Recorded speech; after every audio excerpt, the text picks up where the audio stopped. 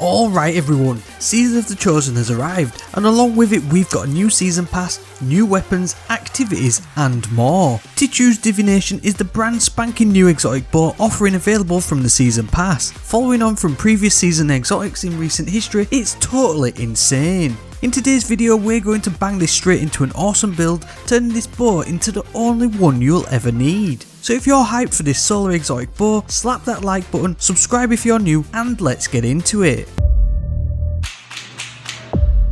The trinity of elemental exotic bows is now complete with the introduction of Ticuu's Divination. You can obtain this from rank 1 on the premium track of the season pass and rank 35 on the free track. It comes with 2 exotic perks that work in perfect synergy, making it like nothing we've ever seen from a bow before.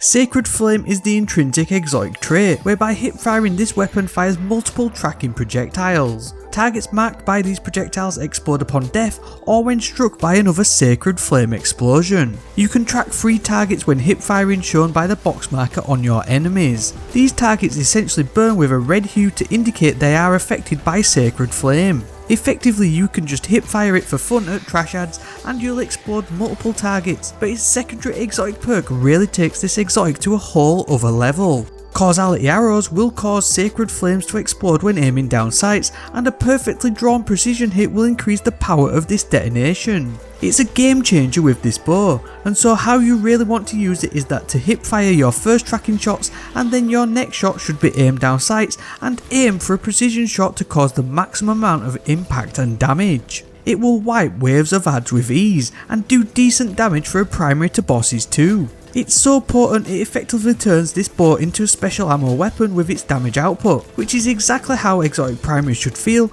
but now let's put a build together to make it even better. The best thing is that this bow causes explosions, and you know what explosions make? Warmind Cells. Wrath of Rasputin is the Warmind Cell mod of choice, so that solar splash damage final blows will create them. Double up on explosions with the Rage of the Warmind mod, and next chuck on Incinerating Light so that when you blow up the cells and destroy enemies with it, you'll become charged with light. High energy fire will help to increase your damage output even further. You can add a further Warmind Cell or Charge with Light mod to suit your taste if you wish, like Protective Light.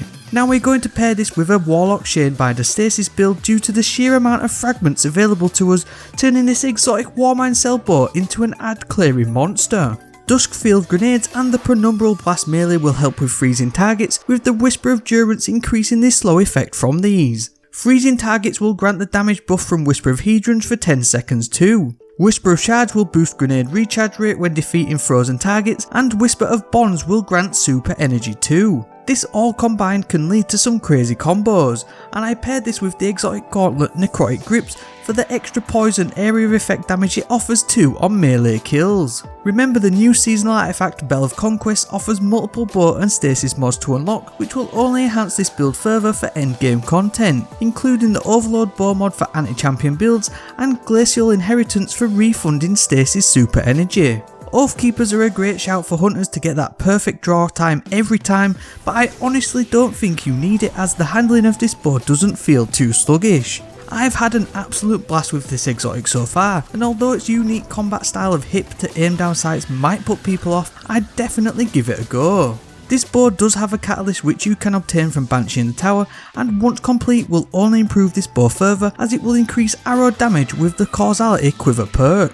I hope you enjoyed this quick build guide. If you did, then a rating down below would be greatly appreciated, and please subscribe if you're new. That's it for this one though, so on that, and as always, thank you very much for watching, and I hope to see you next time.